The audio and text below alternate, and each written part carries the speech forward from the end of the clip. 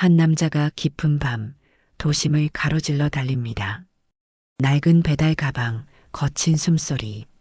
평범한 배달일처럼 보이지만 이 주문에는 무언가 특별한 것이 있습니다. 그리고 그가 도착한 문 앞, 문을 여는 순간 모든 것이 달라집니다. 때로는 사소한 만남이 인생을 바꿉니다. 지금 이야기의 문이 열립니다. 영상 시작 전 구독과 좋아요 부탁드립니다. 오른쪽 아래에 구독 버튼 눌러주세요. 새벽 공기가 싸늘하게 내려앉았다. 창밖으로 보이는 거리는 희미한 가로등 불빛 아래 적막했다. 서울의 겨울은 언제나 거칠었다. 칼바람이 골목을 쓸고 지나가며 낡은 건물 벽에 스며든 습기를 얼렸다. 간간히 지나가는 차량의 헤드라이트가 젖은 도로를 스쳐 지나가며 반짝였다. 김태석은 천천히 눈을 떴다. 68세의 몸은 예전 같지 않았다. 오래된 담요를 걷어내자 굳어버린 팔다리가 무겁게 따라왔다. 그는 이불 속에서 잠시 손을 쥐었다 폈다. 시린 손가락 마디가 욱신거렸다. 한때 소방령으로서 화재 현장의 최전선에 섰던 그의 손이었다. 불길 속에서 숱하게 내열복에 장갑을 끼고 벗었던 손가락들은 이제 아침마다 관절염의 통증을 호소했다. 그는 천천히 몸을 일으켰다. 등뼈를 따라 흐르는 통증이 과거의 상처를 일깨웠다. 대형 스포츠센터 화재 당시 무너져 내리던 천장의 잔해에 등을 맞았던 기억이 등 전체에 각인되어 있었다. 내열도가 1000도까지 버티는 방열복 덕의 화상은 면했지만 구조물의 압력은 그의 척추를 영원히 변형시켰다. 방 한쪽 벽면에는 소방구조대원들과 찍은 사진이 걸려 있었다. 붉은 제복을 입은 그들 사이에서 김태석은 소방령 계급장을 달고 단단한 눈빛으로 서 있었다. 사진 아래에는 작은 유리 케이스가 놓여 있었다. 20년간의 소방 생활을 증명하는 훈장들과 함께 공기호흡기 마스크의 일부가 보관되어 있었다. 그 마스크는 그가 마지막 구조작전에서 사용했던 것으로 산소통의 게이지가 붉은색 경고 표시를 가리킨 채 멈춰 있었다. 그때 공기가 5분만 더 있었더라면 그는 중얼거리며 천천히 세면대로 향했다. 차가운 물로 얼굴을 씻으며 20년 전 그날의 기억이 선명하게 떠올랐다. 대형 스포츠센터 화재 현장. 소방지휘본부에서 빠르게 상황을 파악하던 그는 화재 진압팀과 인명구조팀을 분리해 투입했다. 열화상 카메라로 건물 내부를 스캔한 결과 10층 사우나 구역에 갇힌 생존자들이 확인됐다. 플래시오버 현상 주의하세요. 온도 계측기 확인하고 600도 이상 올라가면 즉시 대피하세요. 그날 그는 무전을 통해 대원들에게 경고했다. 플래시오버 현상은 특정 온도 이상이 되면 실내 모든 물체가 동시에 불타오르는 현상으로 수많은 소방관의 목숨을 앗아간 무서운 적이었다. 김태석은 경험상 건물의 구조와 불길의 진행 방향을 보고 위험을 직감했다. 시계는 새벽 5시를 가리키고 있었다. 하루를 시작할 시간이었다. 그는 천천히 자리에서 일어나 전기장판에 남은 온기를 느끼며 발끝을 문질렀다. 구조대장 시절 화재 현장에서 느꼈던 극심한 열기가 몸에 각인된 듯 나이가 들수록 추위를 더 견디기 어려워졌다. 헌 조끼를 걸치고 작은 부엌으로 향했다.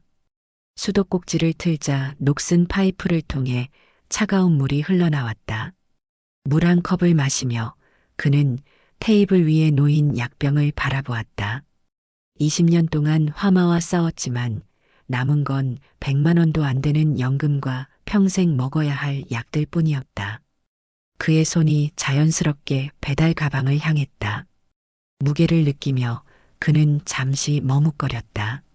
소방구조 시절 20kg이 넘는 장비를 메고도 10층을 뛰어 올랐던 그였다.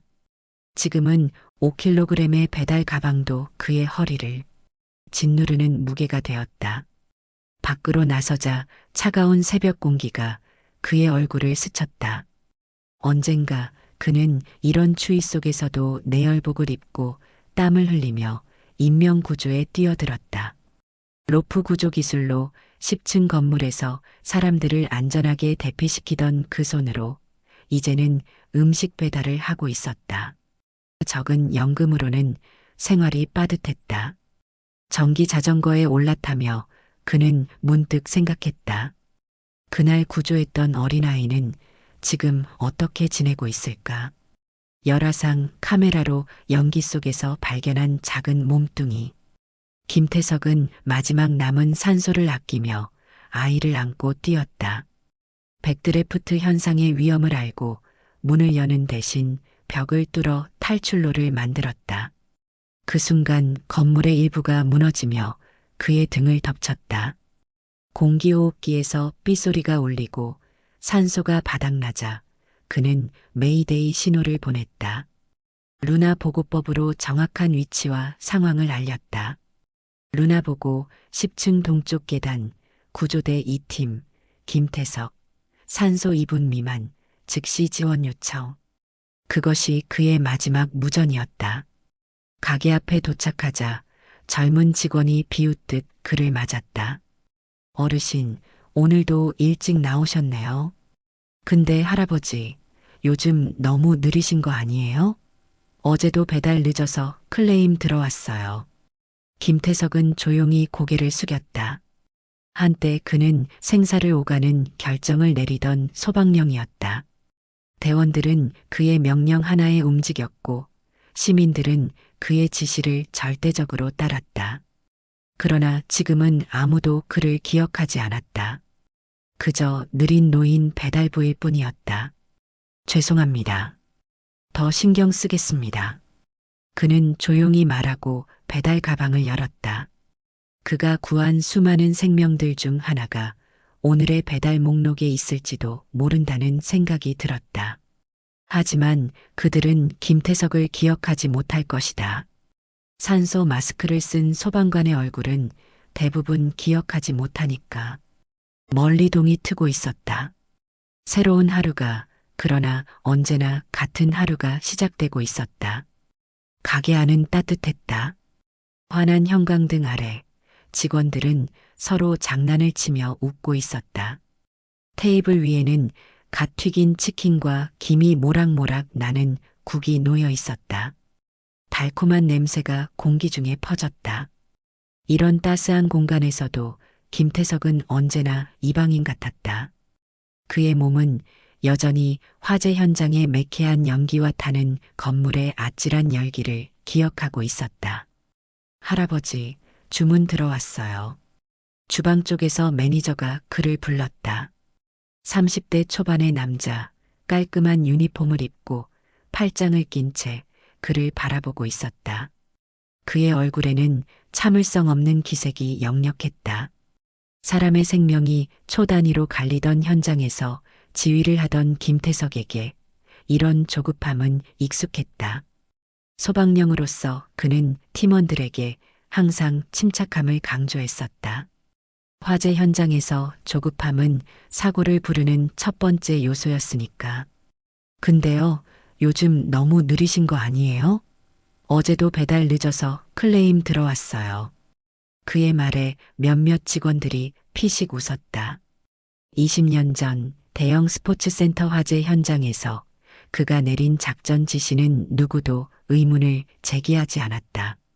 지금은 단지 배달이 늦었다는 이유로 웃음거리가 되는 현실이 묘하게 대비되었다. 진짜 요즘 젊은 사람들도 힘든데 어르신은 더 힘드시죠? 이런 일 우리 같은 애들이 해야 되는 거 아니에요? 뭐가 그리 재미있는지 한 직원이 옆 사람을 툭 치며 키득거렸다. 김태석은 말없이 가방을 열었다. 손이 익숙한 동작으로 배달 음식을 하나씩 챙겼다. 한때 그 손은 공기호흡기의 밸브를 조정하고 열화상 카메라로 연기 속 생존자를 찾아내며 로프 구조 시스템을 설치하던 손이었다. 지금은 그저 배달 음식을 담는 일에 쓰이고 있었다. 그때 한 직원이 그의 손을 유심히 바라봤다.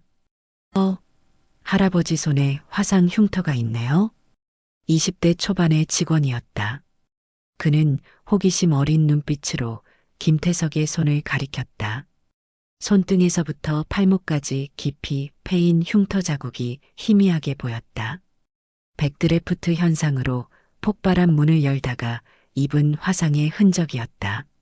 불완전 연소된 공간에서 문을 여는 순간 폭발하는 현상을 김태석은 이론으로 알고 있었지만 그날은 상황이 다급했다.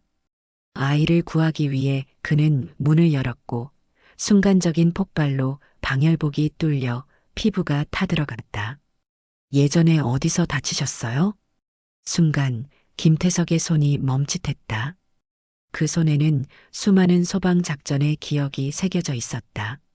중요한 순간마다 그가 내린 결정들, 구한 목숨들, 그리고 구하지 못한 목숨들까지. 방열복을 착용하고도 1000도가 넘는 열기를 견뎌야 했던 순간들, 육중한 공기호흡기를 메고 10층을 뛰어 올랐던 날들이 떠올랐다. 하지만 이내 미소를 지으며 가방을 닫았다. 오래된 일이라네. 그는 조용히 대답했다. 그의 말투에는 과거 소방령으로서 지휘하던 시절의 깊이가 묻어 있었다. 공식적인 기록에는 소방령 김태석, 대형 스포츠센터 화재 인명구조작전 지휘라고만 남아있을 뿐이다. 그의 희생과 용기는 아무도 기억하지 않았다. 직원들은 더 이상 묻지 않았다. 하지만 몇몇은 흉터를 다시 한번 흘낏 보았다. 그들은 김태석의 과거를 모른다.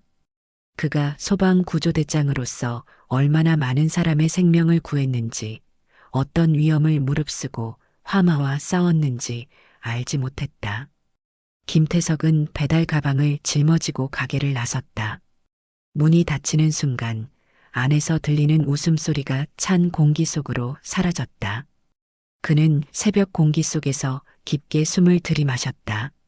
한때 그는 유독 가스로 가득한 공간에서도 마지막 산소를 아끼며 생존자를 찾아 헤매던 사람이었다. 지금은 그저 추운 새벽길을 오가는 노인 배달부일 뿐이었다. 자전거 페달을 밟자 바람이 옷깃을 파고들었다. 새벽보다 한결 부드러워진 공기가 피부에 닿았다. 여전히 춥긴 했지만 그에게 익숙한 냉기였다. 극한의 온도 차이를 경험했던 소방관들에게 추위와 더위는 다른 의미였다. 내열복 안에서 온몸이 땀으로 흠뻑 젖었다가 갑자기 찬 공기에 노출되는 경험은 몸에 각인되었다. 길을 따라 달리면서도 김태석은 방금 가게에서 있었던 일을 곱씹었다. 젊은 직원들의 시선, 피식거리는 웃음, 호기심 어린 질문들. 한때 그는 존경받는 소방령이었다. 대원들은 그의 지시에 네, 대장님이라며 복종했고 시민들은 그에게 목숨을 맡겼다. 그런 그가 이제는 단지 느린 노인네라는 꼬리표를 달고 있었다. 그는 자전거를 타고 가면서 장갑을 벗었다. 손등 위 희미한 흉터가 달빛 아래 드러났다. 이 흉터는 그의 경력을 증명하는 훈장과도 같았다. 20년 전 그날 불길은 거대한 짐승처럼 건물을 집어삼켰다. 대형 스포츠센터 화재 현장. 처음 신고가 접수되자 김태석은 즉시 상황의 심각성을 인지했다. 현장 도착 전부터 그는 무전으로 화재 진압팀과 인명구조팀을 분리해 작전을 지시했다. 화재 진압팀은 스프링클러 시스템 확인, 구조팀은 열화상 카메라 준비, 플래시오버 위험구역 확인하고 보고. 그의 명령은 짧고 명확했다. 모든 대원이 그의 지시에 따라 움직였다. 당시 스포츠센터 10층 사우나 내부에는 30여 명의 사람들이 갇혀 있었다. 창문을 열 수도 없었고 계단은 이미 붕괴되었다. 김태석은 즉시 하강 구조 시스템 설치를 지시했다. 출입문 막혔습니다. 열이 너무 높습니다. 무전기가 웅웅 울렸다. 소방교 한 명이 다급한 목소리로 보고했다. 게이지가 위험 수치를 가리키고 있었다. 김태석은 즉시 현장 판단을 내렸다. 구조대원들 철수하세요. 플래시오버 위험이 높습니다. 그러나 열화상 카메라로 마지막 스캔을 하던 중 그는 작은 옹기를 발견했다. 방 한쪽 구석에 웅크린 아이였다. 김태석은 결단했다. 다른 대원들이 대피하는 동안 그는 남았다. 안에 아직 사람 있습니다. 산소통을 다시 한번 단단히 조이고 그는 깊숙이 들어갔다. 내열복의 보호 아래 그는 몸을 낮추고 사우나 쪽으로 접근했다. 시야가 뿌옇게 흐려졌다. 온몸이 땀으로 젖었다. 벽이 부풀어 오르며 곧 폭발할 듯 위태로웠다. 백드래프트 현상의 전조였다. 그는 안전 규정을 알고 있었다. 함부로 문을 열어서는 안 된다. 대신 그는 구조도구로 벽면에 작은 구멍을 뚫어 내부 압력을 확인했다. 압력이 조금 낮아지자 조심스럽게 접근했다. 그때 그는 한 소년을 발견했다. 바닥에 웅크린 채 울고 있었다. 작은 몸이 떨리고 있었다. 김태석은 주저없이 뛰어들었다. 괜찮아. 아저씨가 데리고 나갈게. 아이를 품에 안는 순간 천장에서 불꽃이 튀었다.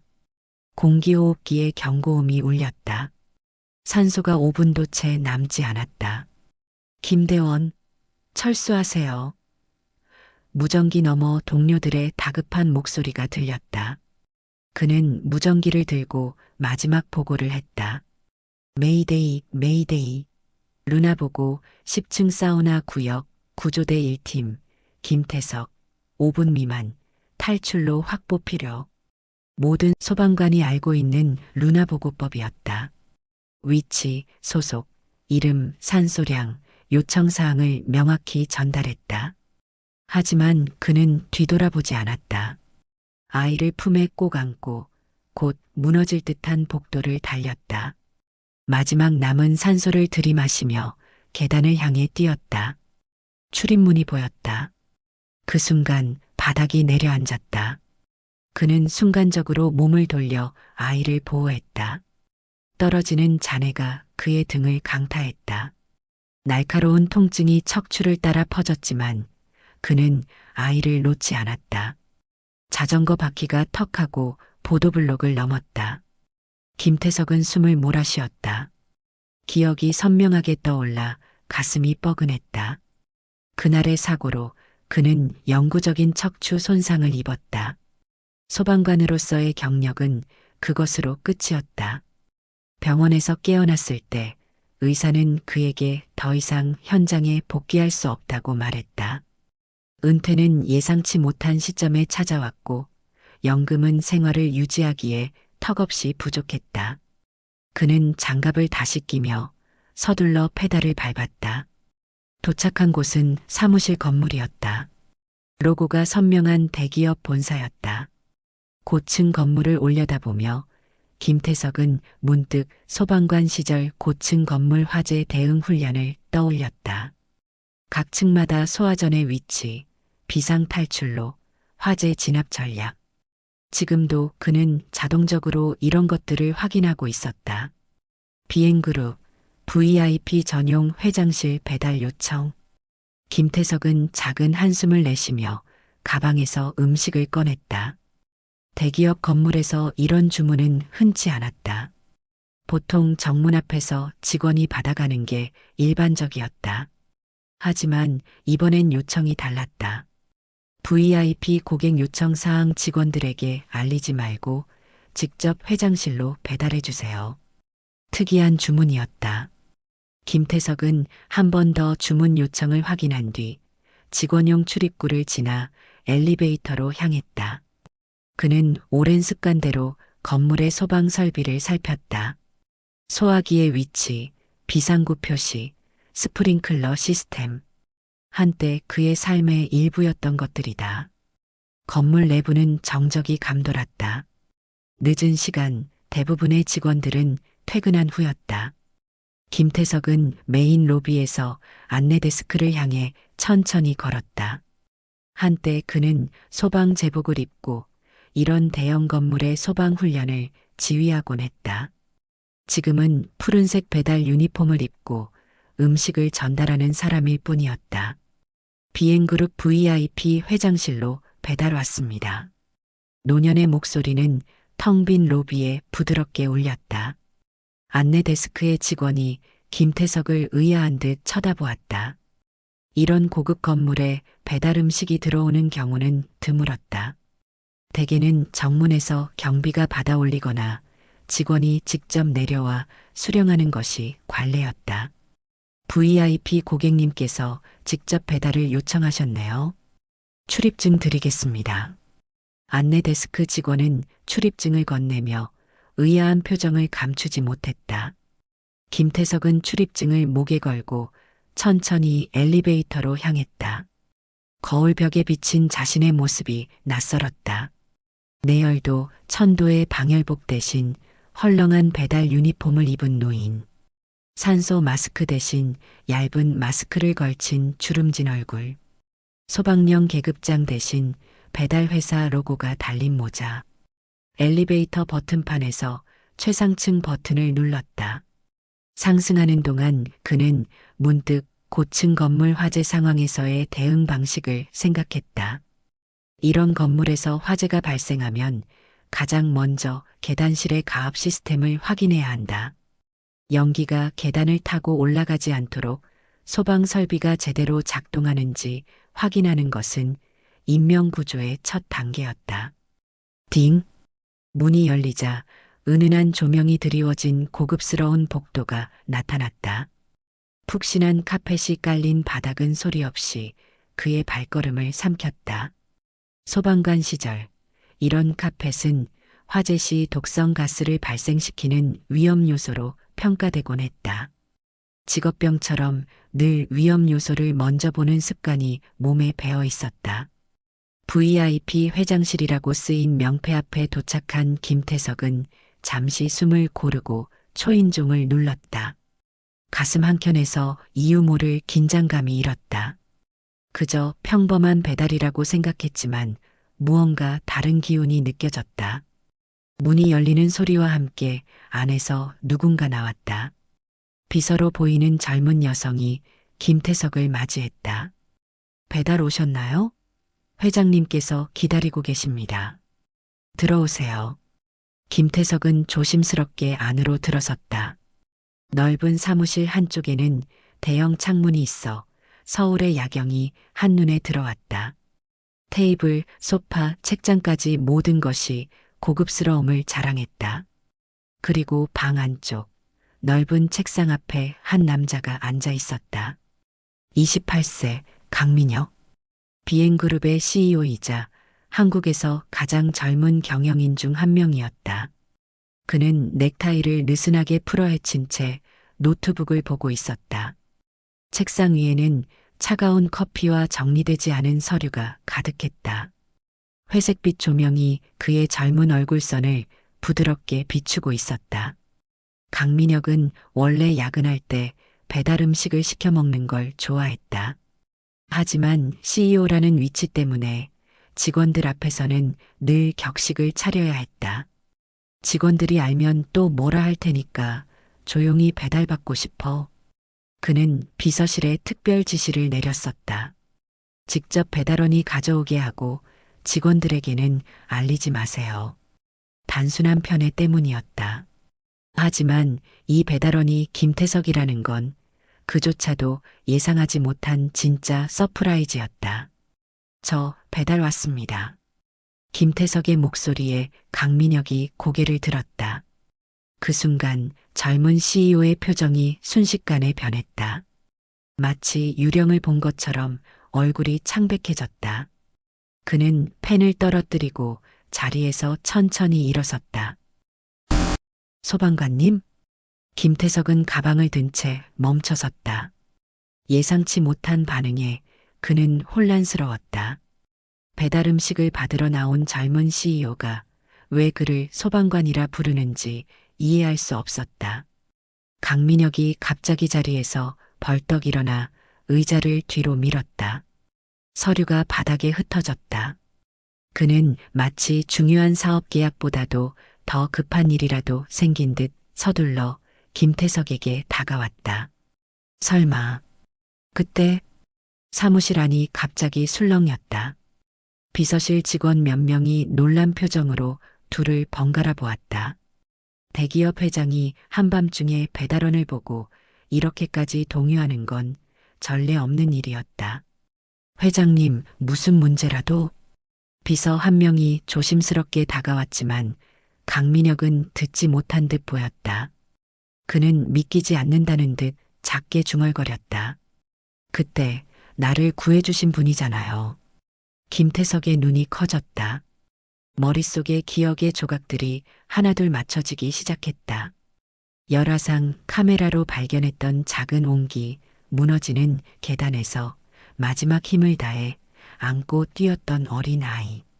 20년 전 대형 스포츠센터 화재 현장에서 그가 구했던 마지막 생존자. 너였구나. 김태석의 목소리가 아주 작게 흘러나왔다. 시간이 멈춘 듯한 침묵이 흘렀다. 두 사람 사이에 지난 20년의 세월이 한순간에 압축되어 흐르는 듯했다. 강민혁은 충격에서 벗어나지 못한 듯 김태석의 손을 붙잡았다. 그 손에는 화상의 흔적이 여전히 남아 있었다. 백드래프트 현상으로 문이 폭발했을 때 입었던 상처였다. 어떻게 여기 계신 거죠? 그의 젊은 손이 김태석의 굳은 살 박인 손을 붙잡은 채 떨리고 있었다. 사무실 직원들은 모두 놀란 얼굴로 두 사람을 바라보았다. 누군가는 속삭였다. 뭐야? 회장님이 배달원을 알고 계셔? 소방관? 무슨 소리야? 비서실장은 황급히 다가와 강민혁에게 물었다. 회장님, 무슨 문제라도 있습니까? 강민혁은 천천히 고개를 저었다. 그리고 여전히 김태석을 바라보며 말을 이었다. 이분은 제 생명의 은인입니다. 사무실 직원들은 숨을 삼켰다. 모두의 시선이 헐렁한 배달 유니폼을 입은 노인에게로 향했다. 오래된 흉터, 거친 손, 구분 등 한때 소방령으로서 수많은 화재 현장을 지휘했던 이의 모습은 찾아보기 어려웠다. 김태석은 멍하니 서 있었다. 그는 지난 20년간 자신이 구한 사람들 중 그 누구도 다시 만난 적이 없었다. 소방관의 일은 그런 것이었다.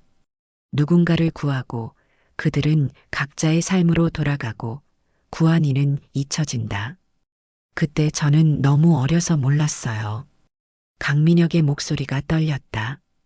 그의 눈에는 기억의 영상이 되살아나는 듯했다.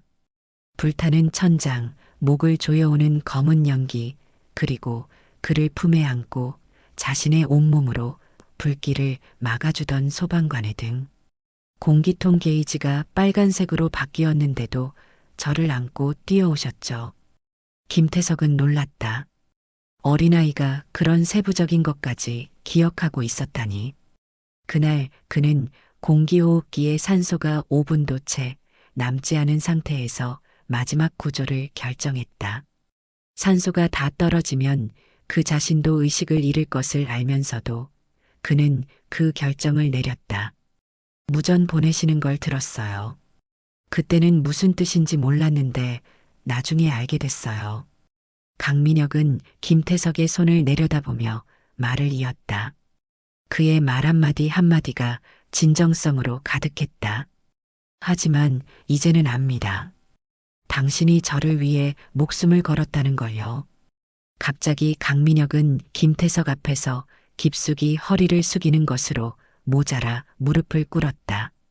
대한민국에서 가장 성공한 CEO 중 한 명이 배달원 앞에서 큰 절을 하고 있었다. 사무실 안의 모든 직원들이 충격에 빠진 채 지켜보고 있었다. 김태석은 당황했다. 그는 감정에 북받쳐 말을 잇지 못했다. 20년간 그가 받은 것은 부족한 연금과 잊혀진 공로뿐이었다. 그런데 이제 그가 구한 생명 중 하나가 그를 기억하고 감사하고 있었다. 침묵을 깨고 김태석은 조용히 배달 가방을 열었다. 음식이 식겠다. 어서 밖에. 그의 목소리는 담담했지만 깊은 곳에서 떨리고 있었다. 배달 음식을 건네는 그의 손에는 힘이 실려 있었다. 한때 소방령으로서 대원들을 지휘하던 그 손이 지금은 배달 음식을 전하고 있었다. 이렇게 만나게 될 줄은 몰랐구나. 김태석은 작게 중얼거렸다. 그의 말에 강민혁은 고개를 들었다. 젊은 CEO의 눈에는 깊은 존경과 감사의 빛이 어려 있었다. 소방관님, 저는 매일 아침 새 인생을 준 분을 위해 감사 기도를 했습니다. 비서실 직원들은 여전히 상황을 이해하지 못한 채 두 사람을 번갈아 쳐다보았다. 그들은 강민혁이 왜 갑자기 이렇게 감정적으로 변했는지, 왜 배달원에게 이토록 존경을 표하는지 이해할 수 없었다. 김태석은 감정을 추스르며 배달 영수증을 건넸다.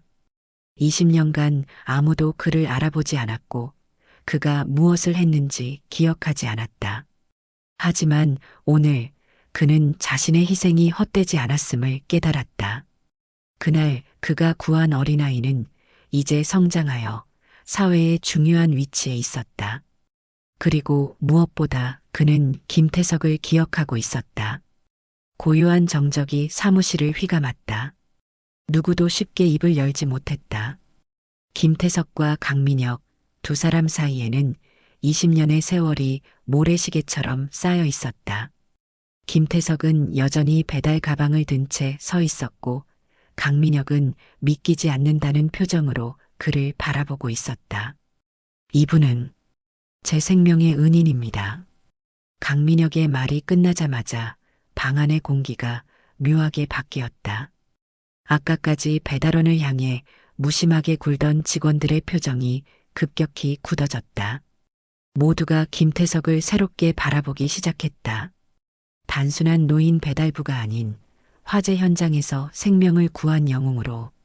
배달원이 아니라 소방관님? 누군가가 작게 중얼거렸다. 비서진들은 서로를 돌아보았다. 그들의 눈빛 속에는 당혹감과 부끄러움이 뒤섞여 있었다. 몇 분 전까지만 해도 그들은 김태석을 그저 나이든 배달원으로만 봤었다. 이제 그가 대형 화재 현장에서 어린 CEO를 구했던 소방 영웅이라는 사실에 모두가 충격에 빠졌다.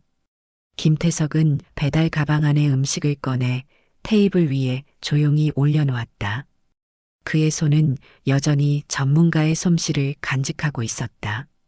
한때 그 손으로 공기호흡기의 밸브를 조절하고 열화상 카메라를 다루고 로프 구조 시스템을 설치했던 것처럼 지금은 음식 용기를 정확하게 배치했다. 어색한 침묵을 깨고 비서실장이 조심스럽게 나섰다. 그는 아까 전까지 김태석에게 무관심했던 사람이었다. 저희가 정말 몰라뵀습니다. 그가 허리를 숙이며 말했다. 다른 직원들도 하나둘 따라 허리를 숙였다. 방 안에 있던 모든 직원들이 갑자기 김태석을 향해 고개를 숙이고 있었다. 그들의 목소리가 겹쳐 울렸다. 죄송합니다. 정말 죄송합니다. 김태석은 당황한 듯 손을 저었다. 소방구조대장 시절에도 그는 공로를 인정받는 것에 익숙하지 않았다. 소방관의 일은 본질적으로 그런 것이었다. 구한 생명들은 각자의 삶으로 돌아가고 구한 이는 조용히 다음 임무로 향한다. 괜찮네. 그럴 수도 있지. 그의 목소리는 변함없이 차분했다. 화재 현장에서 대원들에게 지시를 내리던 때의 침착함이 아직도 남아 있었다. 플래시오버와 백드래프트의 위험 속에서도 흔들리지 않던 그 침착함 그대로였다. 하지만 직원들은 여전히 멋쩍은 표정을 감추지 못했다.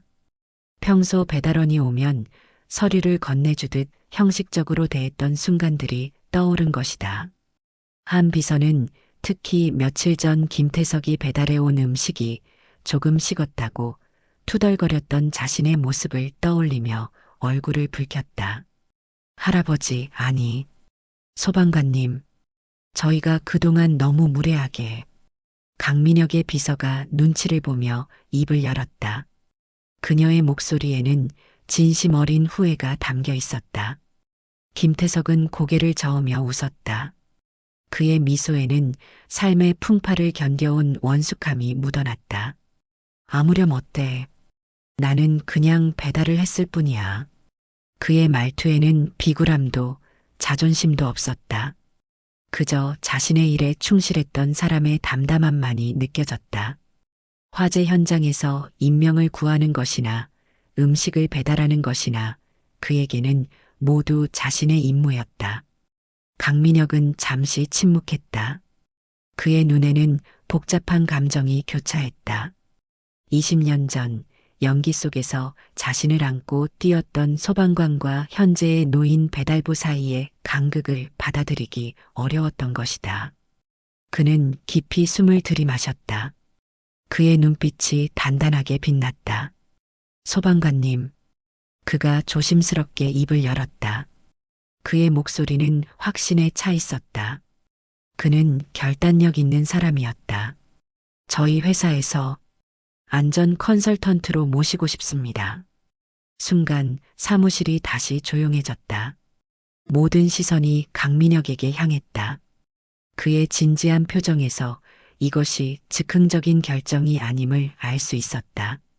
배달을 계속하실 필요 없게끔 연봉 1억을 드리겠습니다. 비서진들이 깜짝 놀라 서로를 돌아보았다. 직원들 사이에서 작은 탄성이 터졌다. 그것은 비행그룹의 일반 직원 연봉의 몇 배에 달하는 금액이었다. 연봉 1억? 안전 컨설턴트? 김태석은 말없이 강민혁을 바라보았다. 소방 구조 장비를 들고 10층을 뛰어오르던 시절에도 그는 그런 금액을 꿈꾼 적이 없었다.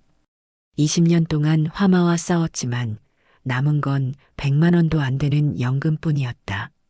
그 현실과 지금 제한된 금액 사이의 차이는 너무나 컸다. 강민혁의 눈빛은 진지했다. 그는 김태석의 화상 흉터가 있는 손을 바라보았다. 그 손이 자신을 불길 속에서 구해냈다는 사실이 그를 압도했다. 소방관님 같은 분이 계시면 저희 회사의 안전 시스템이 훨씬 더 나아질 겁니다. 제가 받은 은혜를 이렇게라도 보답하고 싶어요.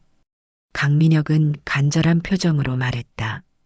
그의 얼굴에는 대기업 CEO로서의 권위보다는 한 인간으로서의 진정성이 더 많이 담겨 있었다. 제안을 받아주세요, 제발. 사무실 안의 모든 사람들이 김태석의 대답을 기다렸다. 그들에게 이 순간은 드라마틱한 장면이었지만 김태석에게는 인생의 전환점이었다. 그가 원한다면 지금 당장 배달 가방을 내려놓고 고급 사무실의 한 자리를 차지할 수 있었다. 김태석은 조용히 미소를 지었다. 마치 물의 흐름을 아는 사람처럼 그의 눈빛은 평온했다. 그리고 아주 천천히 고개를 저었다. 강민혁의 표정이 놀람으로 변했다. 비서진들도 의아한 표정을 감추지 못했다. 아무도 이런 반응을 예상하지 못했다. 왜 거절하시는 겁니까? 김태석은 주머니에서 장갑을 꺼내며 천천히 입을 열었다. 그 장갑은 배달용 장갑이었지만 그가 그것을 다루는 방식에는 예전에 소방 장갑을 다루던 습관이 남아 있었다. 나는 말이지 지금 하는 일에도 자부심을 느끼고 있어. 그의 목소리는 담담했다. 거절의 말이었지만 어떤 비난이나 원망도 없었다. 다만 자신의 선택에 대한 확신이 담겨 있었다. 강민혁이 당황한 듯 되물었다. 하지만 배달일은 힘드시잖아요. 김태석은 부드럽게 웃었다. 그의 웃음에는 소방관 시절의 위엄과 지혜가 깃들어 있었다. 화재 현장에서 대원들을 이끌던 소방령의 통찰력이 빛났다. 내가 하는 일은 단순한 배달이 아니야. 누군가에게 따뜻한 식사를 전하는 일이기도 하지. 김태석은 잠시 주변을 둘러보았다. 고급스러운 사무실, 값비싼 가구들, 그리고 서울 야경이 내려다 보이는 창. 이 모든 것은 그의 세계가 아니었다. 그렇다고 제안을 완전히 거절하는 건 아니야. 하지만 내가 원하는 방식으로 하게 해줘. 강민혁이 눈을 깜빡였다. 대기업 CEO이지만 이 순간만큼은 그가 소년이었을 때처럼 김태석의 말에 귀를 기울였다. 김태석은 천천히 말을 이었다. 그의 목소리에는 오랜 경험에서 나오는 확신이 담겨 있었다. 나는 계속 배달을 하겠네. 하지만 그와 동시에 젊은이들에게 소방 안전 교육을 해주고 싶어. 그의 눈빛이 밝아졌다. 마치 현역 소방관 시절로 돌아간 듯했다. 그 시절 그는 신입 소방관들에게 백드래프트와 플래시오버의 위험성을 설명하고 루나 보고법을 가르치고 열화강 카메라 사용법을 지도했다. 내 경험이 누군가에게 도움이 될 수 있다면 그것보다 더 기쁜 일은 없을 거야. 강민혁이 깊이 고개를 끄덕였다. 그의 표정에는 존경심이 가득했다. 어쩌면 그는 이제야 김태석이라는 사람을 진정으로 이해하기 시작한 것인지도 모른다. 좋습니다. 소방관님 뜻을 존중하겠습니다. 그의 입가에 미소가 번졌다. 그것은 사업가의 계산된 미소가 아니라 진심에서 우러나오는 미소였다. 대신 제가 직접 월급을 드리겠습니다. 정식으로 저희 회사의 소방 안전 자문으로 모시겠습니다. 그는 결단력 있게 말을 이었다. 그리고 우리 회사의 전 직원을 대상으로 소방 안전 교육을 실시해 주셨으면 합니다. 특히 저희 회사 건물의 안전 시스템도 점검해 주시면 더할 나위 없겠습니다. 김태석은 조용히 웃었다. 그의 웃음은 오랜만에 보이는 진짜 기쁨의 표현이었다. 어쩌면 그는 오늘 20년 만에 자신의 그리고 소방관으로서의 가치를 다시 한번 확인한 것인지도 모른다. 좋지.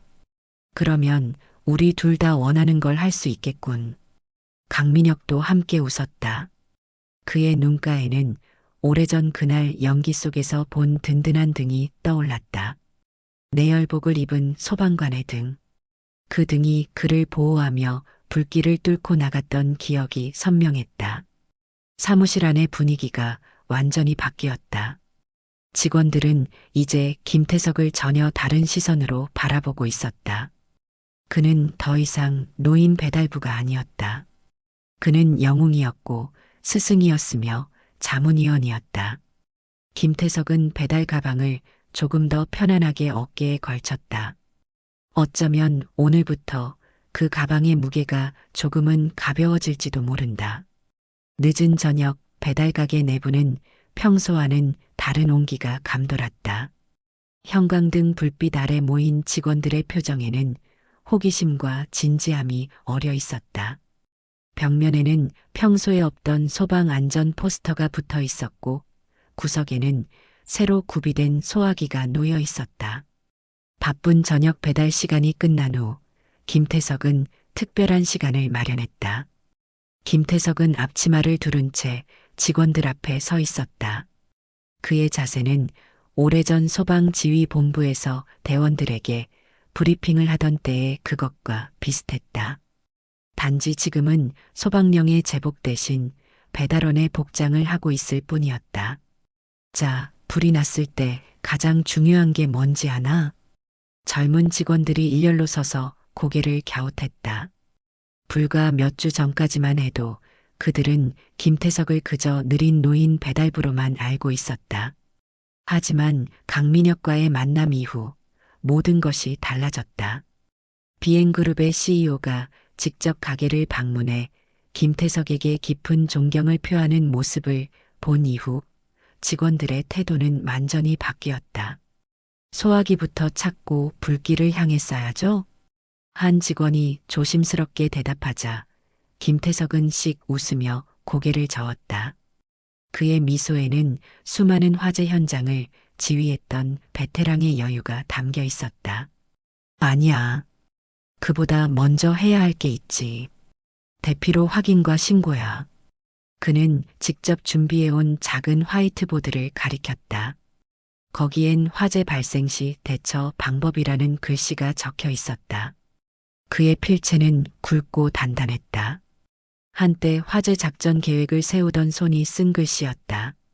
불길이 빠르게 번지는 곳에선 1분, 아니 30초 차이로도 생사가 갈린다네.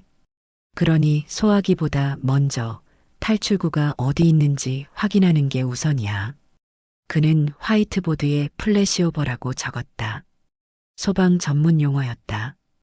특정 온도 이상이 되면 실내 모든 물체가 동시에 불타오르는 현상을 플래시오버라고 하네. 이때는 600도가 넘는 열기가 몰아치지.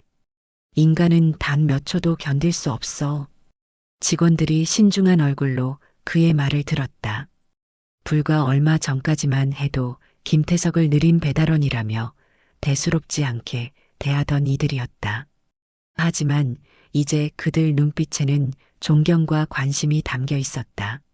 아저씨, 아니, 소방관님. 젊은 직원 중 한 명이 조심스럽게 손을 들었다. 이전에는 반말을 하던 직원이었지만 이제 그의 말투에는 존경심이 묻어났다. 예전에 정말 많은 사람을 구하셨죠? 김태석은 살짝 미소 지으며 고개를 끄덕였다. 그의 눈에는 먼 추억이 어렸다. 열화상 카메라로 연기 속에서 생명의 온기를 찾아내던 순간들, 하강 구조 시스템으로 고층에서 사람들을 안전하게 내려보내던 기억들, 공기호흡기에 경고음이 울리는 가운데도 마지막 생존자를 찾아 헤매던 날들. 많이 구했지. 하지만 내가 제일 자랑스럽게 생각하는 건 그는 문득 그날 밤 새까만 연기 속에서 떨고 있던 작은 소년을 떠올렸다. 천장이 무너지기 직전 마지막 순간에 발견했던 어린아이.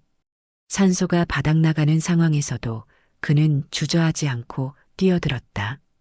그 결정이 그의 소방 경력을 끝내게 했지만 동시에 한 생명을 구했다. 구했던 사람이 잘 살아줘서 다시 만날 수 있었다는 거야.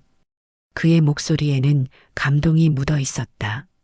직원들은 잠시 말없이 그를 바라보았다. 김태석의 눈빛에 담긴 진정성과 자부심이 모두에게 전해지는 순간이었다. 소방관님, 그럼 저희한테도 제대로 된 안전교육 좀 해주세요. 한 직원이 진지하게 부탁했다. 다른 직원들도 고개를 끄덕였다. 얼마 전까지 김태석을 무시하던 이들이 이제는 그에게 배우기를 원하고 있었다. 그래, 좋지. 다음 시간에는 실전 대피 훈련을 해보자. 김태석은 따뜻하게 웃었다. 여기서도 그는 여전히 누군가를 가르치고 누군가를 안전하게 지키는 일을 하고 있었다. 며칠 뒤 김태석의 작은 원룸 우편함에 공식 초청장이 들어 있었다. 김태석 전 소방관님을 명예 강사로 모십니다. 그를 초청한 사람은 다름 아닌 강민혁이었다. 비행그룹의 지원으로 소방안전교육 프로그램이 새롭게 시작되었고 그 첫 강사로 김태석이 지명된 것이다. 초청장을 읽으며 그의 손이 살짝 떨렸다. 20년 만에 다시 소방서로 돌아가는 것이다. 그날 김태석은 소방서 강당에 섰다. 앞에는 젊은 예비 소방관들이 단정한 자세로 앉아 있었다. 그들의 눈빛에는 배움에 대한 열정이 담겨 있었다. 안녕하십니까. 오늘 소방 구조의 기본을 강의할 김태석입니다. 그가 조용하지만 힘있는 목소리로 말했다. 그의 뒤로는 강민혁이 자리하고 있었다. 비행그룹의 CEO는 이 프로그램의 주요 후원자로서 참석했지만 그보다 더 중요한 것은 그가 김태석에게 가진 개인적인 감사함이었다. 김태석은 먼저 소방 구조의 기본 원칙에 대해 설명했다. 루나보고법의 중요성과 올바른 사용법, 열화상 카메라를 통한 생존자 탐색 기법, 백드래프트와 플래시오버 현상의 예방과 대응 방법. 그의 말 한마디 한마디에는 현장에서의 생생한 경험이 실려 있었다. 생명을 구하는 일에서 가장 중요한 것은 판단력이다. 상황을 정확히 파악하고 우선순위를 정하는 것. 때로는 어려운 결정을 내려야 할 때도 있다. 강의가 끝난 후 한 신입 소방관이 다가왔다. 20대 초반으로 보이는 젊은이였다. 그의 눈빛은 맑고 결연했다. 선배님, 저는 어릴 때 뉴스에서 봤어요. 스포츠센터 화재 때 끝까지 남아 계셨던 소방관님이셨죠? 김태석은 순간 놀랐다. 그 사건은 20년 전 일이었고 그 후 그는 조용히 은퇴했다. 자신이 아직도 누군가의 기억에 남아있다는 사실이 그를 감동시켰다. 신입대원의 눈빛엔 반짝이는 존경심이 서려 있었다. 저도 선배님처럼 사람을 구하는 소방관이 되고 싶습니다. 혹시 더 자세히 배울 수 있을까요? 김태석은 한참을 바라보다가 따뜻하게 웃으며 말했다. 그의 웃음에는 소방관으로서의 자부심과 오랜 삶의 지혜가 어우러져 있었다. 네, 사람을 구하는 일은 언제나 가치가 있답니다. 강의를 마치고 소방서를 나서는 길, 김태석은 현역 소방관들의 진지한 인사를 받았다. 그들 중에는 소방령, 소방경 등 높은 계급의 소방관들도 있었지만 모두가 김태석에게 존경을 표했다. 오랫동안 잊혀졌던 그의 공로가 이제야 제대로 인정받는 순간이었다. 소방서를 나와 주차장으로 향하던 김태석은 익숙한 전기자전거 대신 검은색 승용차를 발견했다. 차 앞에는 강민혁이 기다리고 있었다. 소방관님, 오늘 정말 감사합니다. 덕분에 많은 소방관들이 좋은 가르침을 받았어요. 강민혁의 얼굴에는 진심 어린 감사가 담겨 있었다. 그는 더 이상 대기업 CEO가 아니라 그저 김태석에게 구조된 한 사람으로 서 있었다. 나도 고맙네. 오랜만에 소방관으로 돌아온 기분이야. 김태석은 잠시 주변을 둘러보았다. 소방서의 붉은 벽돌 건물, 정렬된 소방차들, 훈련 중인 대원들. 이 모든 것이 그의 과거였다. 그리고 이제 다시 그의 현재가 되어가고 있었다. 이제 배달은 어떻게 하실 거예요? 강민혁이 조심스럽게 물었다. 김태석은 미소 지었다. 아침에는 배달을, 오후에는 안전교육을 할 생각이네. 두 가지 모두 내게는 소중한 일이니까. 그는 배달 가방을 어깨에 맸다.